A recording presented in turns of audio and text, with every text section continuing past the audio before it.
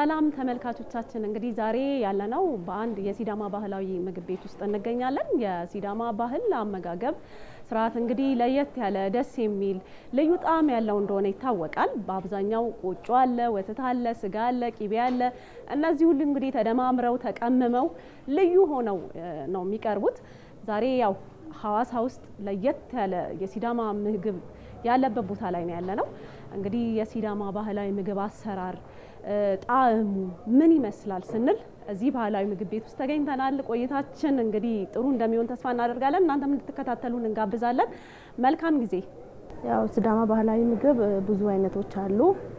ጩካሜ፣ ቡርሳሜ፣ ኦሞልቾ፣ ቄቃሎ፣ ዱባሜ በእንሰት የሚሰሩ ናቸው። ሌላ ደግሞ በበቆሎ የሚሰራ አለ። በብዙ ነገሮች የሚሰሩ አሉ። አሁን እየሰራ ያለሁት ምግብ ቡርሳሜ ነው። ቡርሳሜ ነው እየሰራ ያለሁት። ቡርሳሜ ብቻውን አይደለም፣ በቆጮ በቅቤ ነው የሚሰራው። በጎመን በስጋ የሚበላ ጩካሜ የሚባል አለ።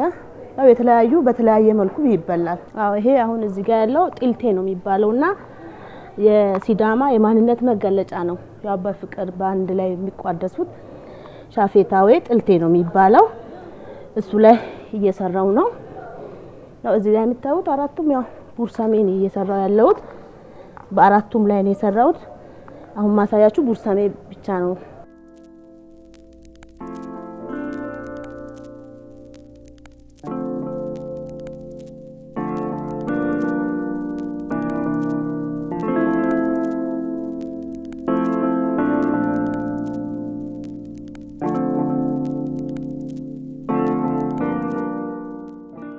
ቡርሳሜ አሁን በደንብ ቅቤ ካልበዛው በጎመን በስጋ በቦሎቄ በተቀቀለ ስጋ በኖርማል ጎመን እና በጥብስ በተለያዩ ነገር በወተት ይበላል። ቡርሳሜ በአንድነት የሚበላ ነው።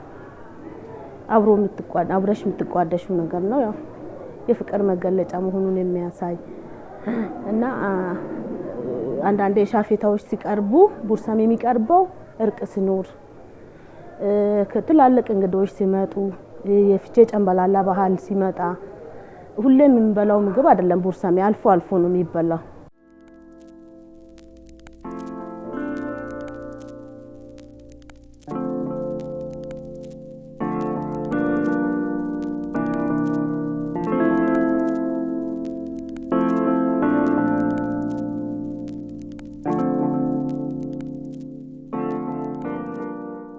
ያው በብዛት ቡርሳሜ የሚቀርበው በወተት ነው። በወተት ይቀርባል። ያው ብቻውን የሚበላም ሰው አለ። ያው ወተት የማይወድ ሰው ብቻውን ይበላል፣ ይወርዳል። ስትቀምሹ በጣም ቴስቲ የሆነ ቆንጆ ምግብ ነው እና ብቻውንም ይበላል። ወተት የማይፈልግ ብቻውን መብላት ይችላል። በወተትም ይበላል።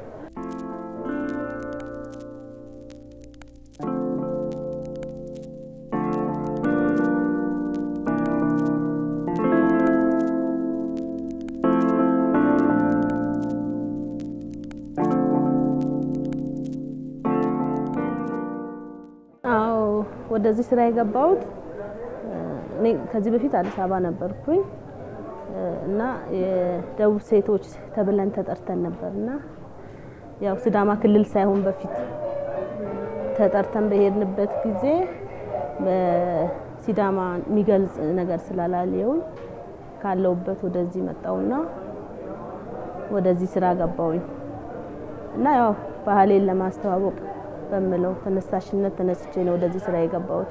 በፍቅር ነው ስራ የምሰራው። ያው ሰውም ወዶልኝ ብዙ ተጠቃሚ አለ። በቆይቻለሁ በስራው ላይ በፍቅር ነው ስራዬን በአጠቃላይ የምሰራው። ብዙ ጊዜ እንግዶች ይመጣሉ። ያው ከሌላ ቦታ ፈረንጆች ሳይቀሩ ይመጣሉ። ሲመገቡት ይወዱታል በጣም። ያው እኛ እንደዚህ የሲዳማ ባህላዊ ምግብ አለ እና እንዲህ ብለን ስንነግራቸው ይቀምሱትና በጣም ቴስቲ ነው ዋው ይሉና እስከ ውጭ ሀገር ድረስ ነው የምልከውና ብዙ ሰው ይወደዋል ምግቡን።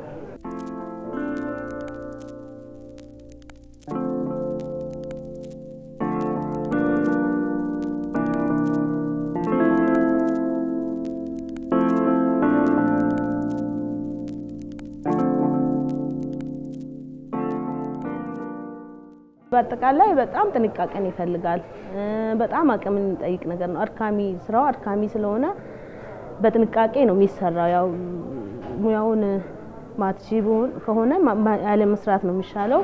በደንብ ያው አሁን እኔ ራሴ የሚሰራው ስራ አለ በራሴ ፈጥሬም አሁን ብዙ ጊዜ የተለመደው ጎመን በስጋ ጥብስ ምናምን ነው የተለመደውና አሁን የተቀቀለ ስጋ በሰንበር በመላስ ሰንበር ተደርጎ ይሸጣል። እሱን በጣም ይወደዋል። ያው ብዙ ጊዜ ሰው ቅባትም የማይወድም አይደለ? ብዙ ጊዜ ኦርጋኒክ የሚባል ምግብ አለ። እሱን ይወዱታል፣ በደንብ ነው የሚጠቀሙት።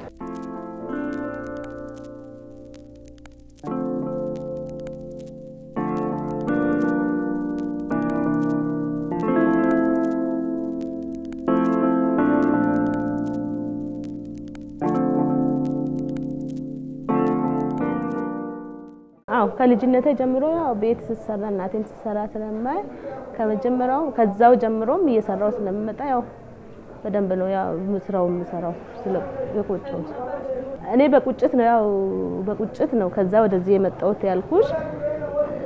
ህልም ነበር ነጋዴ መሆን። ተማሪ ያለኝ ነጋዴ ወደ መሆን ህልም ነበረኝ እና በዛ ነው። ለባህልሽ ካለሽ ፍቅር አንፃር ነው ወደዚህኛው ስራ ምገቢው። እኔ አሁን ብዙ ጊዜ ወደ አዲስ አበባ ፌስቲቫሎች ጨምበላላዎች ሄዳለሁ እና ያው ከምታገኙ ነገር አንፃር ባህልን ማስተዋወቅ ደስ ይላል።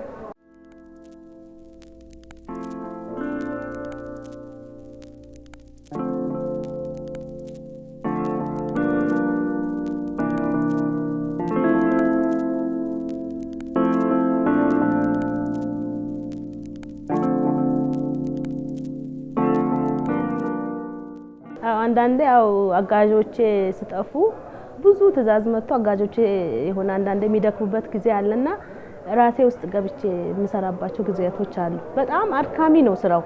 ያው ሲበላ ይጣፍጣል እንጂ በጣም ድካም አለውና ራሴ እየሰራው ያልኩበት ብዙ ጊዜ ራሴ እየሰራው ያልኩበት ጊዜያቶች አሉ። ያገጠመኞች ብዙ አሉ።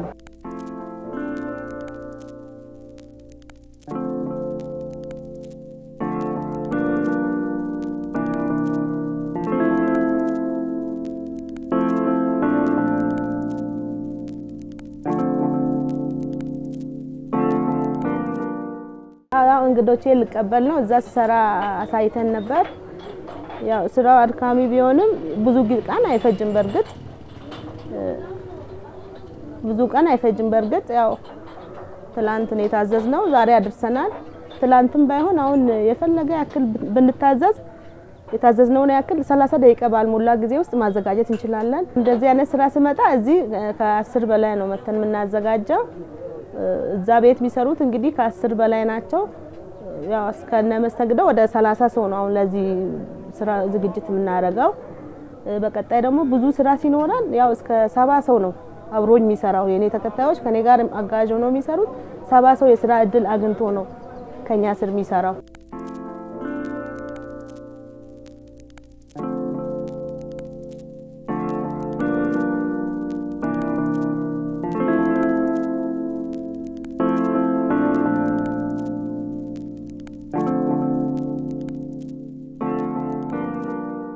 ምሳ ያዘጋጀሁት ከ200 በላይ ሰው ነው። እዚህ ጋር ያለው ምግብ አይታችኋል። የምናዘጋጀው በባህላዊ ብቻ አይደለም በዘመናዊ ቢፌዎችንም እናዘጋጃለን። በተጨማሪ አሁን ለጾመኞች ለብቻ ያዘጋጀን ነው። እዛ ደስ ነው የሚለው። ተባረኩ ብሎ ነው የሚሄደው። በገንዘቡ ገዝቶ ሳይሆን የበላ የሚመስለው በቃ የሆነ በነፃ አብልተሽ እንደሚያመስግን ሰው አድርጎ ነው ተባረኩ ብሎ የሚሄደው።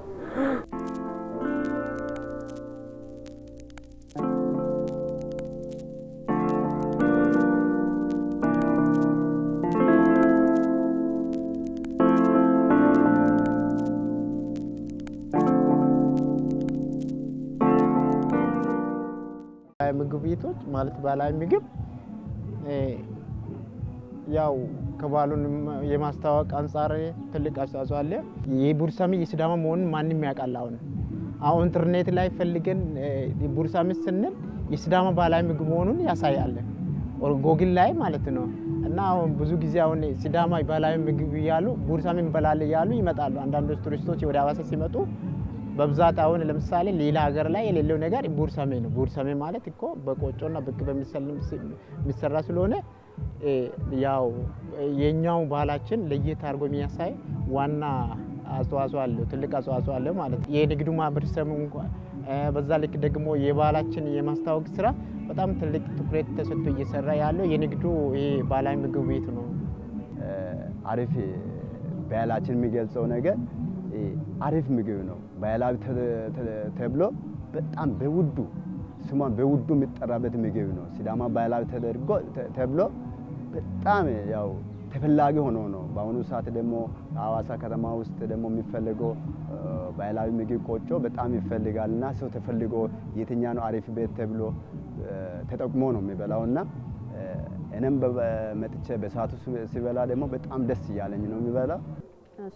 እንግዲህ ተመልካቾቻችን በሴሳ የሲዳማ ባህላዊ ምግብ ቤት ውስጥ ያደረግነው ቆይታ የተከታተላችሁትን ነው የሚመስለው። ከሴሳ ጋር ቆይታ አድርገናል። እንግዲህ ባህላዊ የሲዳማ ባህላዊ ምግብ አዘገጃጀት ምን ይመስላል የሚለውን አሁን እንግዶቿ መጥተዋል። እሷም ስራዋን አጠናቃለች፣ እኛም ፕሮግራማችንን አጠናቀናል። ስለተከታተላችሁን ደግሞ ከልብ እናመሰግናለን። መልካም ጊዜ